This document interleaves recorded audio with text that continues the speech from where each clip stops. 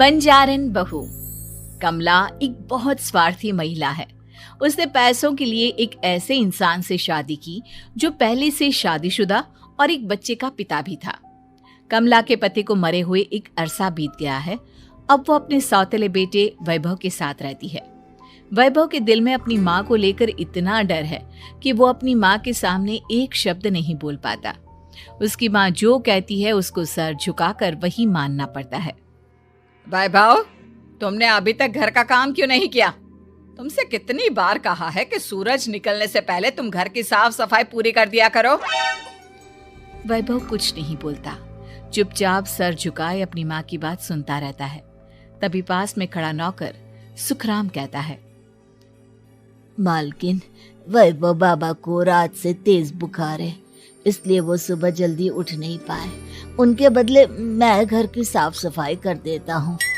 इसे कोई बुखार नहीं है। मैं इसे अच्छी तरह से जानती हूँ। ये सब काम न करने के बहाने हैं। सुखराम काका, बोल दो इसे, सारे घर का काम यही करेगा। और इससे समय पर अपना काम पूरा नहीं किया तो इससे आज का खाना भी नहीं मिलेगा। मगर मालकिन, वैभव बाबा की सच में ही तबीयत खराब है, आप एक बार देख तो लीजिए। कमला बिना कुछ बोले वहां से चली गई और बेचारा वैभव तेज बुखार में भी काम करता रहा। कमला वैभव की शादी एक ऐसी लड़की से कराना चाहती थी जो अनपढ़ हो और कमला से इसी तरह डरे जिस तरह वैभव डरता है, ताकि वैभव की सारी जायदाद और धन दौलत उसकी मुट्ठी में रहे। लेकिन आज के जमाने में ऐसी लड़की मिलना मुश्किल है। कमला कार में यही सब कुछ सोचती जा रही थी कि तभी रास्ते में, अरे ड्राइवर, तुमने कार क्यों रोक दी? और ये इतना शोर कैसा? मैडम, आगे कुछ बंजारों का खेल चल रहा है, इसलिए भीड़ लगी है। मैं अभी भीड़ को साइड में करवाकर कार निकालता हूँ। ड्राइवर भीड़ को साइड करके कार निकालने की कोशिश करने लगा कि तभी कमला की नजर रस्सी पर चल रही एक फुलवा नाम की बंजारन पर पड़ी। क्यों ना मैं इस बंजारन की शादी वैभव से करा दूं? ये तो अनपढ़ लग रही है, मेरे पैरों तले दबकर भी रहेगी। मुझे अभी इसके माँ बाप से बात करनी होगी।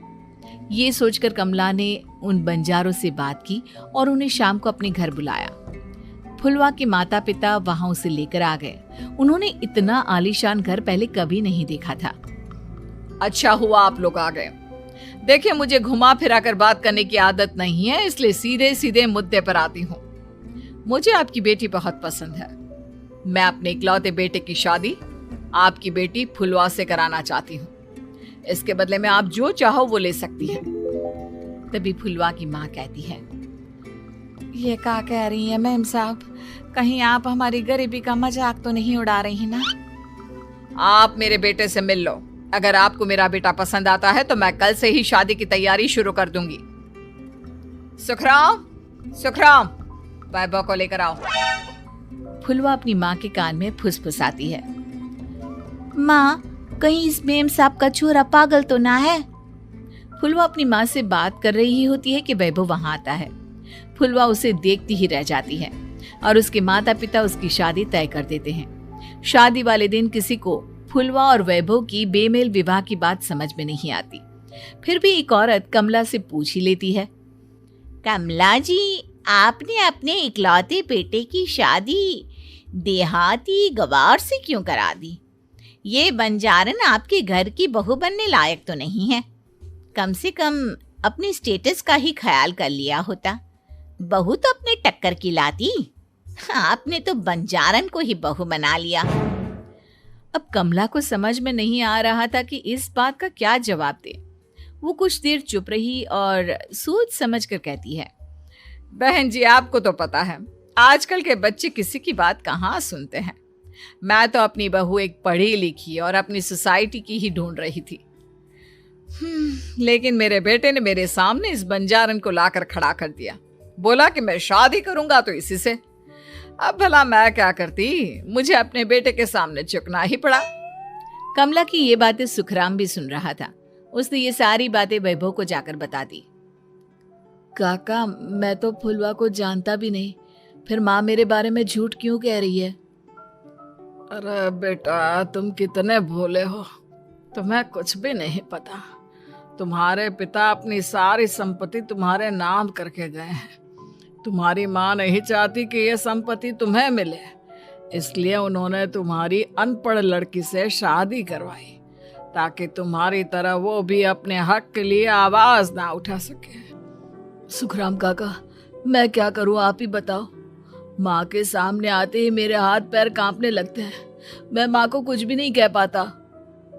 वे दोनों बात कर ही रहे थे कि अचानक कमला वहां आ गई। कमला को देखकर दोनों घबरा गए। तुम दोनों फिर कभी बातें कर लेना, अभी फेरों का समय हो गया है, चलो जल्दी आओ। इस तरह फुलवा और वैभव की शादी हो गई। अगले दिन कमला ने फुलवा को बुलाया और उसे नसीहत देने लगी। देख बंजारन, तुझे मैंने अपनी बहू बना तो लिया है, लेकिन तुझे इस घर में आँख कान मुंह बंद करके रहना होगा। घर का काम कर और अपने पति से मतलब रख, समझी? कमला का ऐसा रवैया फुलवा को बिल्कुल समझ में नहीं आया। उसने वैभव से इस बारे में बात की। सुनिए ना, माँ जी ने जिस तरह मुझसे बात की मुझे अच्छा नहीं लगा। शादी से पहले तो वो मुझसे बहुत अच्छे से बात कर रही थी, लेकिन शादी के बाद उन्हें क्या हो गया? तुम ज्यादा मत सोचो, जैसा माँ कहती है वैसा ही करो। ये कहकर वैभव वहां से चला गया। अगले दिन वैभव को घर के नौकरों की तरह काम करता देख फुलवा को बहुत हैरानी हुई। फुलवा ने इस बारे में सुखराम काका से बात की तो सुखराम काका ने फुलवा को सारी बात बता दी। अब फुलवा को समझ में आ गया कि उसकी सास ने एक बंजारन को बहू क्यों बनाया। एक दिन वैभव घर का काम कर रहा था, तभी उससे कांच की प्लेट टूट गई। किसने गिराई ये कांच की प्लेट? वैभव को वहां खड़ा देख कमला ने छड़ी से उसे मारना शुरू कर दिया। उसके पैर में कांच चुभ गया और खून बहने लगा, लेकिन फिर भी कमला उसे मारे जा रही थी। ये देखकर फुलवा ने कमला के हाथ से छड़ी छीन ली और तोड़कर फेंक दी। बंजारन, तेरी इतनी हिम्मत, तूने मेरे हाथ से छड़ी छीनी? कमला फुलवा को थप्पड़ मारने ही वाली थी कि फुलवा उसका हाथ पकड़ लेती है। ओ सस माँ, मैंने मॉम की गुड़िया ना समझ लियो। बंजारन, ईंट का जवाब पत्थर से देना जानती हूँ।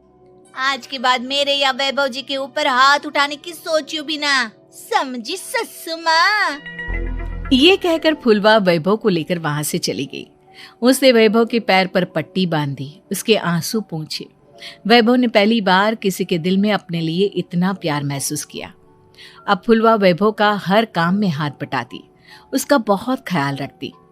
इस तरह दोनों बहुत ज्यादा नजदीक आ गए। वहीं दूसरी ओर कमला सारी जायदाद अपने नाम करने की साजिश करने लगी। और एक दिन, वैभव, जल्दी बाहर आओ। कमला की आवाज सुनकर वैभव और फुलवा अपने कमरे से बाहर आ गए। जी माँ, आपने बुलाया? ये ले, इन कागजों पर साइन कर दे। वैभव कागजों पर साइन करने ही वाला था कि फुलवा वैभव के हाथ से पेन छीनकर कहती है, ना वैभव जी, आप इस पर हस्ताक्षर नहीं करेंगे।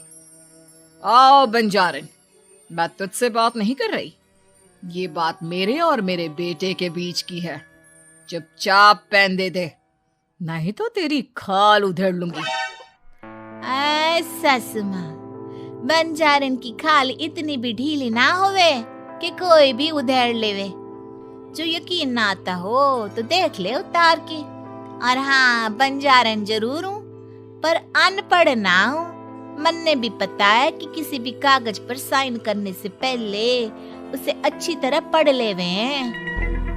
पेन देती है या नहीं?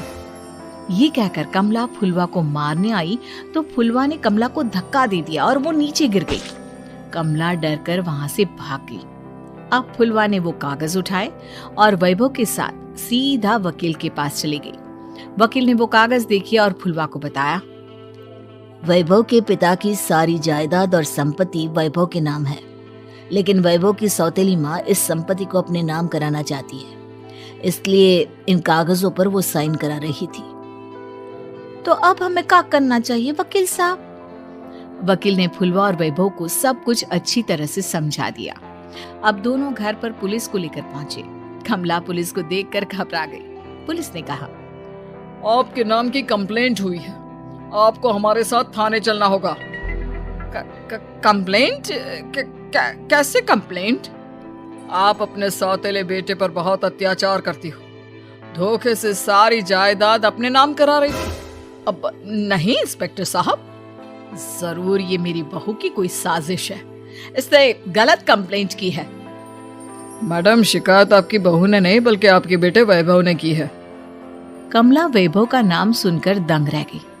जिस बेटे ने कभी उसके सामने सर नहीं उठाया था, आज वही बेटा उसके सामने पुलिस को लिए आया है। वैभव, तुम्हारी इतनी हिम्मत कि तुम पुलिस को ले आए?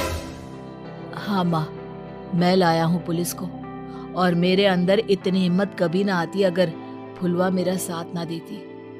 आपने बंजारन बहू को लाकर अपने ही पैर पर कुल्हाड़ी मारी है माँ। मैडम, अब की बात खत्म हो गई हो तो चलो हमारे साथ। वैभव, मुझे माफ कर दो, मुझे थाने मत भेजो।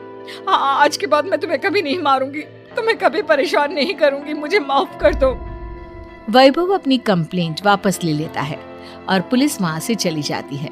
वैभव अपनी सौतेली माँ से कहता है, मैंने पुलिस को वापस तो भेज दिया है, लेकिन मैं आपको माफ नहीं कर सकता।